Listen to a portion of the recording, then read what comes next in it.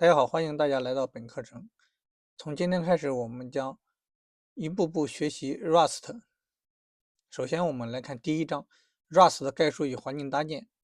本章的学习目标是理解 Rust 的设计理念和核心特性，掌握 Rust 的开发环境的标准配置流程，学习使用 Cargo 包管理工具，并了解 Rust 的编译和运行机制。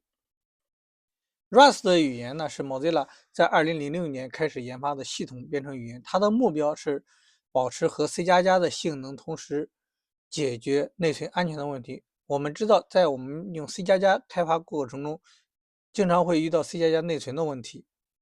那么 Rust 的目标就是要解决掉这个内存安全的问题。Rust 的语言呢，它有几个核心特性。我们首先看一下内存安全这块。Rust 通过编译时严格的规则来防止常见的内存错误，包括空指针的解引用、缓存区的溢出、数据竞争以及悬垂引用等。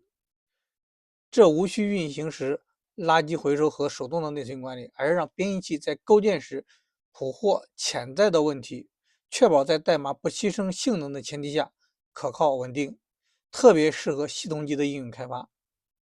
我们看一下这段代码，在这段代码里面呢，我们定义了一个 string 变量和一个 slice 变量。那么 slice 的值呢，它是借用的 string 的值，所以编译时呢，它不会出现野指针或者是内存的泄露。我们看注释调的这段代码，那么我们有一个 data 的一个变量，我 slice 在这里也是借用的 data 变量，但这个变量的借用呢，它是一个不可变的借用。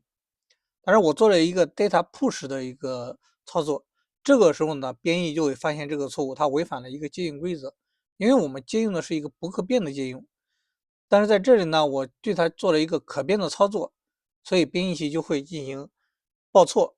这个 Rust 编译器在构建时捕获潜在的问题，所以编译器在这里就会报错。再者是零成本抽象，Rust 允许开发者使用高级抽象，比如泛型、trait、迭代器等，来编写简洁的代码，表达能力强的代码。但是这些抽象在编译后呢，它不会引入任何运行时的开销。它生成的机械码与直接用低级代码来编写的一样高效。这意味着抽象不会让你付出额外的代价，也就是促进了你的代码的可维护性和性能的平衡。我们看一下这段代码里面，在这段代码里面，它有高级的函数式编程风格。那么这里面我们运用了像 fat、map 这个里面都使用了这种数学的计算。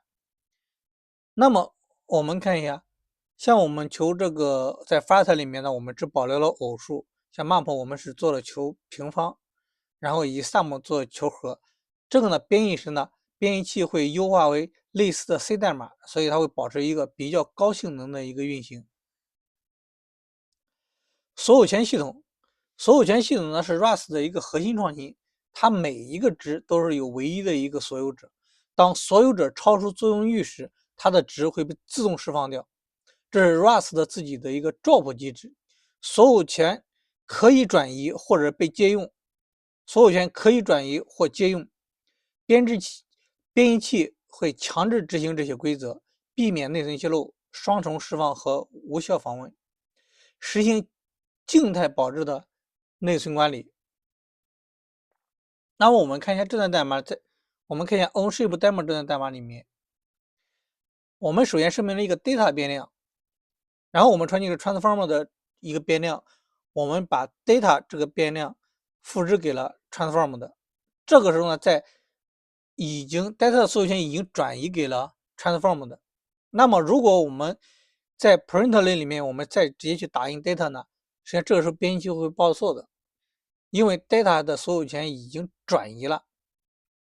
那这个时候我们去打印 transform 的呢，这个变量是可以打印的。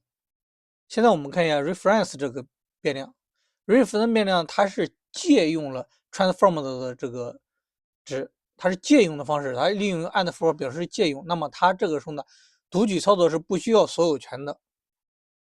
我在 another reference 里面呢，也是借用了 transform 的这个值，它是借用的。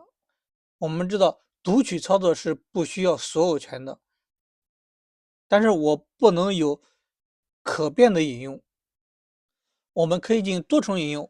我们可以看一下 another reference 这个变量，它也借用了 transform 的，这就是说我们可以对 transform 的这个变量进行多次的借用。但在这里呢，我们不能加上 mute 来对 transform 的这个变量进行可变的借用。为什么呢？因为我们在定义 transform 的时候，我们定义的它是一个不可变的一个变量。如果我们使用了 let mut reference 等于一个 and mute transform 的这个地方呢，编译的时候就会报错。我们现在看到这段代码，如果运行这段代码，编译器是会报错的，因为 transform 的它本身是不可变的，你这里做了一个可变的引用，它就会报错。那么我们现在可以把 reference 和 another reference 两个变量都可以打印出来。为什么我们不能打印 print data 呢？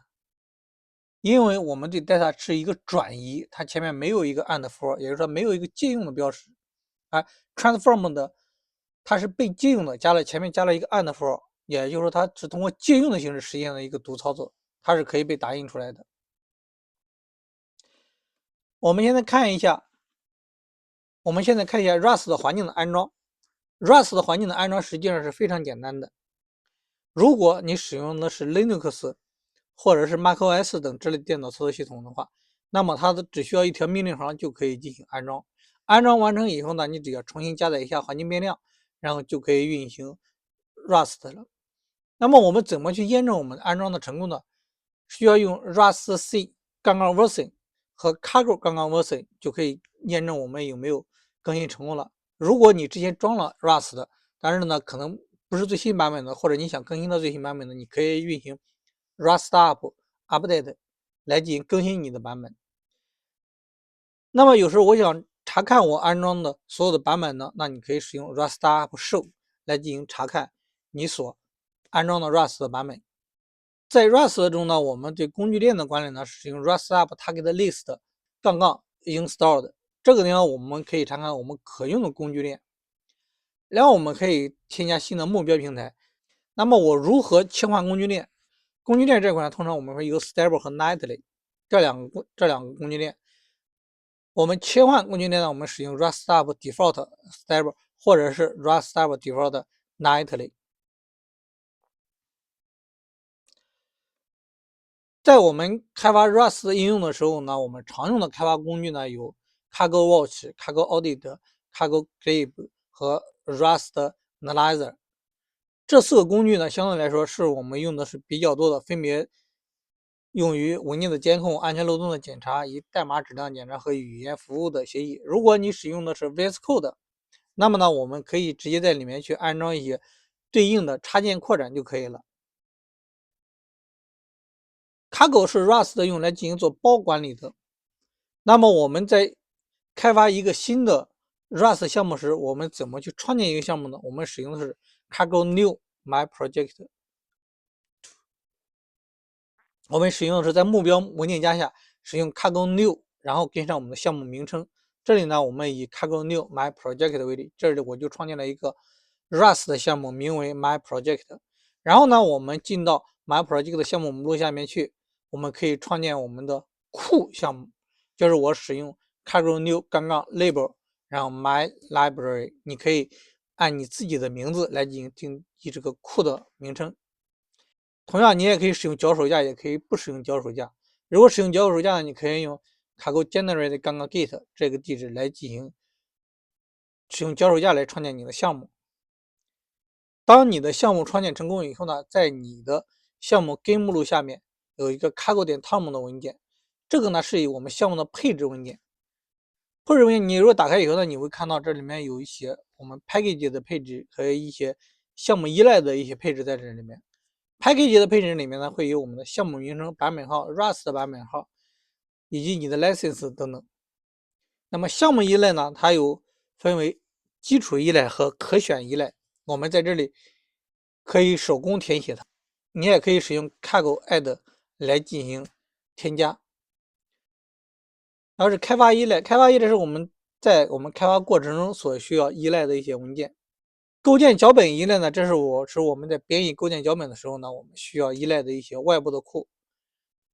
功能标志呢，它是一种条件编译机制，让用户按需选择性的启用或者是禁用某些功能。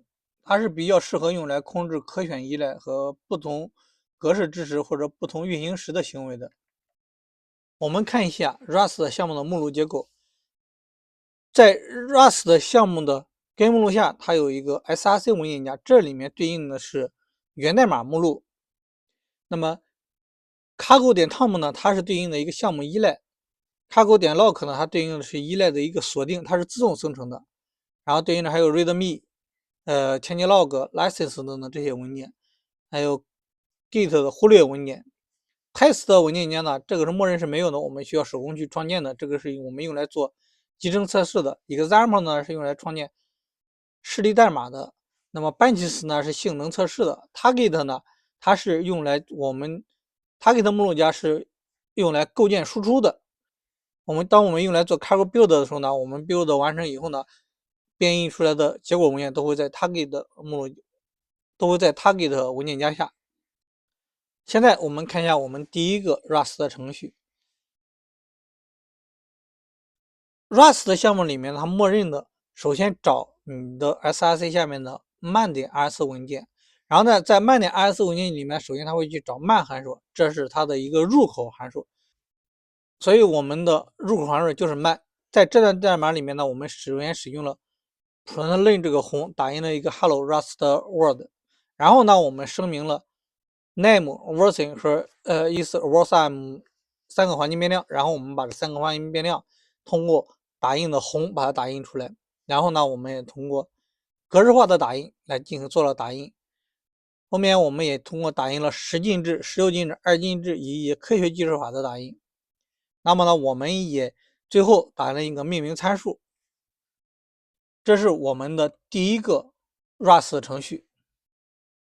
在这段代码里面呢，我们看到 print 里面有大括号，那么大括号它代表的是一个格式化的占位符，它是用于在字符串中插入变量值，它类似于 C 语言里面的 printf 的%s 或者 Python 里面的 fstring 的中括号，但是 Rust 呢，它是基于 stdfmt 这个模块强大的格式化系统。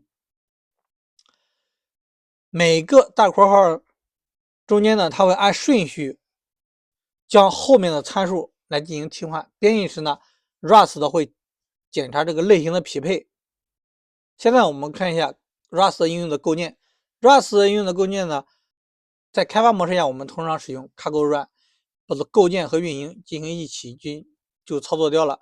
那么我们在调试构建的时候呢，我们会使用 cargo build。